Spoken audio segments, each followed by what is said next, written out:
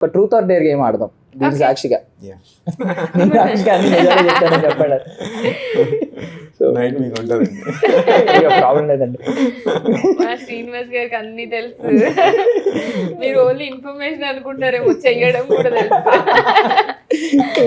And ఇంకొక విషయం చెప్తున్నాను సార్, జనరల్గా ఏంటంటే మీన్స్ చూస్తున్నారో లేదో మీరు, 12 o'clock దెయ్యం వస్తే, ఫీమేల్ దెయ్యం వస్తే వాడు వదలడం.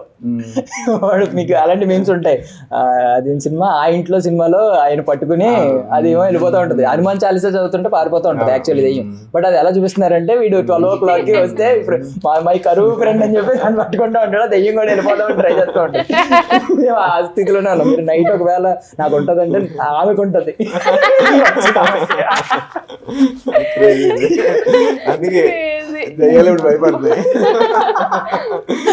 ఓకే, సో ఒక్కొక్క 5 ఒక్కరు, మీరు ఒక 5 ఆవిడ ఒక 5 ట్రూత్ ఆర్ డేర్ సెలెక్ట్ చేసుకోండి, ఒక కార్డు తీసుకోండి. ఇప్పుడు డేరే చేయలేము, truth. Was your worst kiss ever?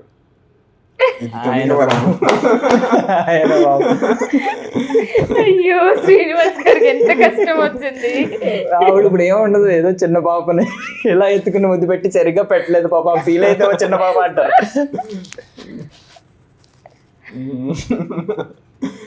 ఆయన అలా చెప్పలేదండి బాబా, అదే ప్రాబ్లం. ఆయన కొంచెం ఆనెస్ట్ గానే ఇవ్వడానికి ట్రై చేస్తారు. ఈయన అన్నారు అదంతా మనం ఒకసారి ట్రై చేశాను, అప్పుడు కొంచెం స్మెల్ బాగాలేదు అనమాట.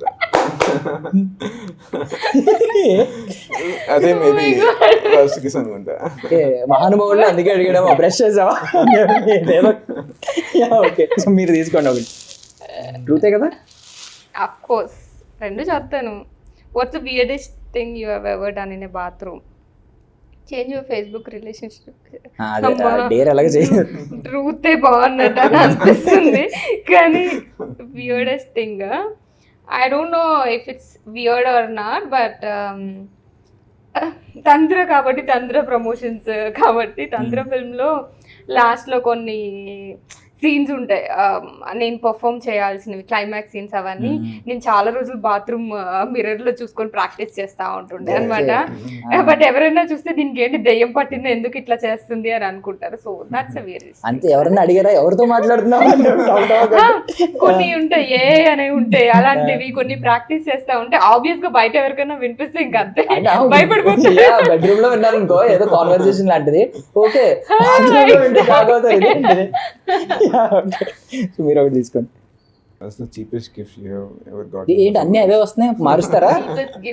చీపెస్ట్ గిఫ్ట్ వచ్చిందా? ఓకే, చీపెస్ట్ గిఫ్ట్ అంటే నేను ఎవరికి ఎవరండి ఇస్తే అంటే అది చీపే అయినొచ్చు. మీకు వచ్చింది you have ever gotten from someone else. Okay okay sorry, వేరే వాళ్ళు నేను ఇస్తే చీప్ అయినా సరే మనస్ఫూర్తిగా ఇస్తా. అంటే యు హావ్ ఎవర్ గాట్ అన్నారా? అక్కడ ఏముందండి? You have ever gotten for someone else. Okay okay, okay నేను చదవాలా ఇది? లేదులేండి, అర్థమైంది. అంటే ఆడియన్స్ అర్థం కాదు. What's the cheapest gift you have ever gotten for someone else? Cheap costly అని చూసుకున్నాను వస్తే అలా ఎప్పుడు. And also I think he's brainy, so తన చీపెస్ట్ గిఫ్ట్ ఇచ్చినా కూడా it will be memorable I think. అదే అంత ఆ స్ట్రగుల్ కనిపించేలా మెన్షన్ చేస్తారు ఏదో ఒక చోట.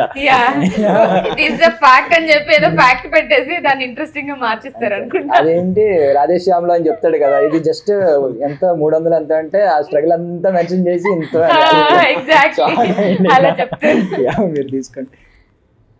How do you really feel about your mother-in-law? I don't have any. వస్తేనా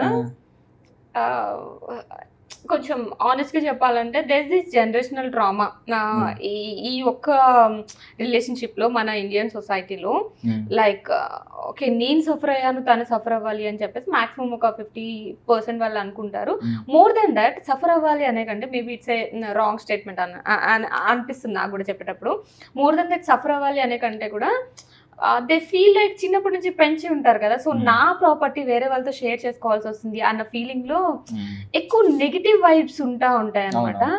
so నేను మేబీ మై మదర్ ఇన్ లాతో స్టార్టింగ్ లో లేదు మీ అబ్బాయి నాకేం ప్రాబ్లం లేదు, జస్ట్ 10% ఇవ్వండి యాజ్ ఆఫ్ నౌ, తర్వాత కొంచెం తీసుకొని 100% తీసుకుంటా అని చెప్తా అనమాట. So I make her feel comfortable. ముందే తెగొస్తారు. డ్రాగ్ చేసుకొని వెళ్ళను. Yeah. I make her feel comfortable. First ఆవిడకి ఇంపార్టెన్స్ ఇచ్చేలాగా చూసుకుందామని అనుకుంటా. జనరల్ గా సీరియల్స్ లో అత్తగారి ఎక్స్ప్రెషన్ ఆ కోడల దగ్గర ఎప్పుడు ఇలాగే ఉంటుంది సీరియస్ గా. మీరు ఈ మాట చెప్పగానే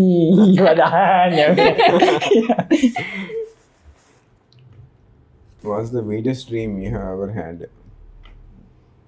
నాకు ఇలాంటి క్వశ్చన్ ఎందుకంటే ఈయనకి వియర్డెస్ట్ డ్రీమ్స్ చాలా ఉంటాయని నా కానీ feeling. ఇలాంటి వస్తాయి కదా డ్రీమ్స్ ఒక వియర్డెస్ట్ డ్రీమ్స్ హాంటింగ్ డ్రీమ్ ఉందండి చిన్నప్పటి నుంచి. అరౌండ్ నేను 20s వచ్చాక పోయింది అది. అంటే రికరింగ్ డ్రీమ్ అనమాట.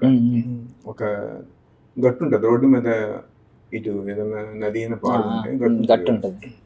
ఆ గట్టు మీద నేను పడుకుంటాను. ఆ నది కాస్త మెల్లగా నది మూన్ లైట్కి రిఫ్లెక్ట్ అవుతుంటుంది. మూన్ తాలూకా విషయం ఇది. అక్కడ ఆ రిఫ్లెక్షన్ మెల్లగా అన్ని పాములు అయిపోతుంటాయి. నది రివర్ ఆఫ్ చెప్తున్నట్టుంది డ్రీమ్ లాగా. రివర్ ఆఫ్ స్నేక్స్ అయిపోతుంటది. మెల్లగా నేను పడుకున్న ఆ గట్టు మీద పడుకున్నాను కదా, ఆ గట్టు అలా మెల్లగా డిజపేర్ అయిపోతుంటది. నేను స్లో మోషన్ అలా పడుతుంటా ఆ పాము మధ్యలో.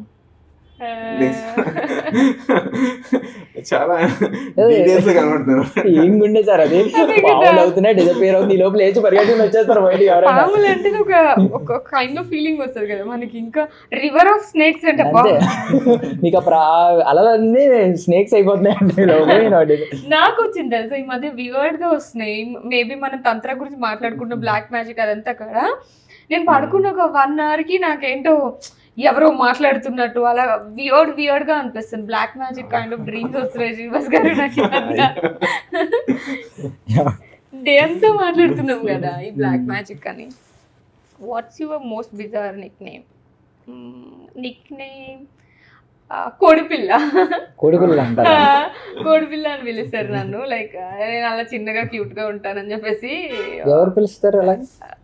నా ఫ్రెండ్స్ ఒక 5-6 మెంబర్స్ పిలుస్తారు. అంటే ఒక ఫ్రెండ్ పిలిచేవాడు అనమాట. తను వాళ్ళందరికీ అలవాటు చేశారు. ఇప్పుడు వాళ్ళందరూ నాకు తెలిసి వాళ్ళ నేమ్, వాళ్ళ ఫోన్ లో నా కాంటాక్ట్ కూడా అలానే సేవ్ అవుతుంది, కోడిపిల్ల అని. హాయ్ కోడిపిల్ల అంటారు. బాగుంది, చాలా బాగుంది. Cute, very cute. రేర్ అసలు నాకు తెలిసి ఉండదేమో, చాలా తక్కువ కోడిపిల్ల.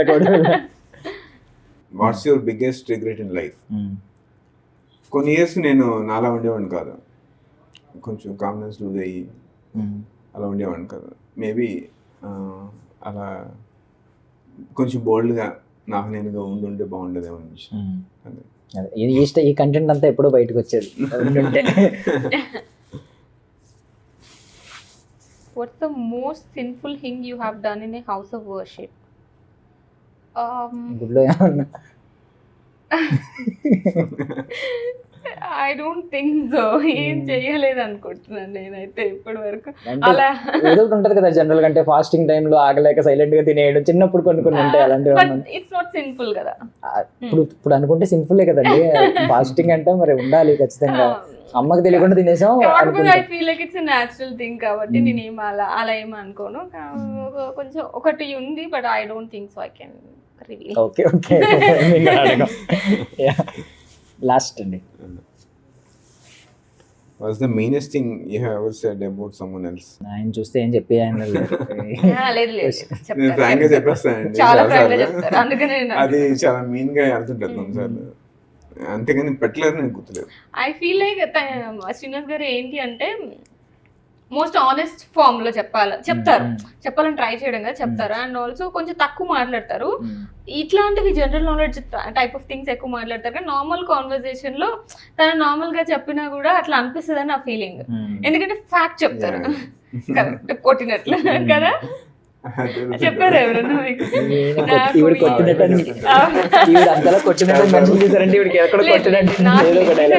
నేను జనరల్ గా పీపుల్ అబ్జర్వ్ చేసినప్పుడు నాకు అట్లా అనిపిస్తుంది. నన్ను అసలు చాలా రెస్పెక్ట్ఫుల్ గా చాలా బాగా ట్రీట్ చేస్తారు.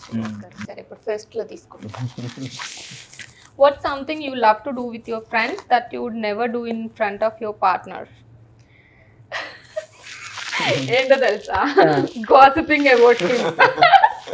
I would love to gossip about him.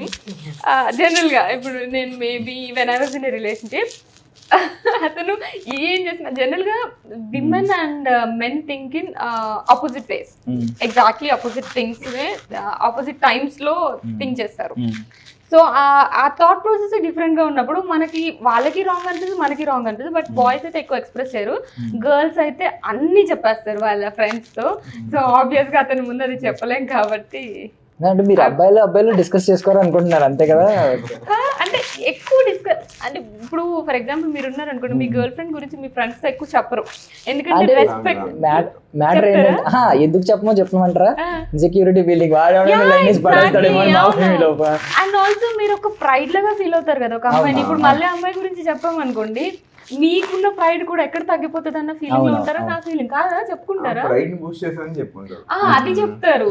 ఇప్పుడు మాలాగా కంప్లైంట్ చెప్పారు, ప్రైడ్ ని బూస్ట్ చేసే చెప్తారు, బట్ కంప్లైంట్ మార్చుకుంటాం అంతే.